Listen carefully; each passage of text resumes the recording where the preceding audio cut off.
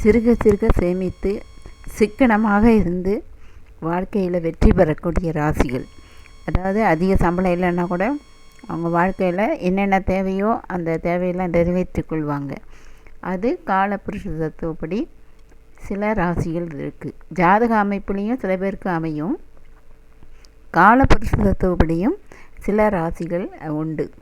சிறுக சிறுக சேமிக்கிறதுனா சிக்கனமாக இருக்கிறது, அது தேவையான செலவு மட்டும் பண்ணிவிட்டு தேவையில்லாத செலவெல்லாம் தவிர்த்தாவே நிறைய பேருக்கு கடன் வராமல் இருக்கிறதுக்கு வாய்ப்பு நிறைய இருக்குது. ஆனால் அது தெரியாமல் அக்கம் பக்கத்தில் இருக்கிறது, சொந்தக்காரங்கள்ட்ட இருக்கிறதெல்லாம் ஆசைப்பட்டு அவங்கள மாதிரியே நம்மளும் வாழணும், கடன் வாங்கி வட்டிக்கு மேலே வட்டி கட்டி இருக்கிற செலவுக்கு பணம் இல்லாமல் அந்த வட்டி கட்டுறதுக்கு அது மாதிரி நிறைய பேர் கஷ்டப்படுவாங்க. அது சிறுகமாக சிக்கனமாக வாழ்ந்து வாழ்க்கைக்கு என்னென்ன தேவை, இருக்கிற இடம், சாப்பிட்றதுக்கு சாப்பாடு, நல்ல உடை, பசங்களுக்கு குழந்தைங்களுக்கு நல்ல ஒரு கல்வி கொடுக்கறது, இதெல்லாம் தான் வாழ்க்கைக்கு முக்கியம்.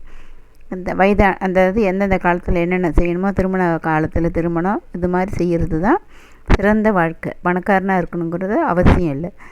அது மாதிரி காலபுருஷத்தப்படி சில ராசிகள் இருக்குது. அது எந்தெந்த ராசினா மேஷம், மிதுனம், கடகம், சிம்மம், கன்னி, விருச்சிகம், மகரம், மீன ராசிகள். இந்த ராசியெல்லாம் சிக்கனமாக இருந்து எவ்வளோ பெரிய குறைவான சம்பளமாக இருந்தாலும் அவங்க வாழ்க்கைக்கு என்னென்ன தேவையோ அத்தனையும் நிறைவேற்றி கொள்வார்கள். அப்படிங்கிறது காலபுருஷ தத்துவத்தின்படி ஜாதக அமைப்பு.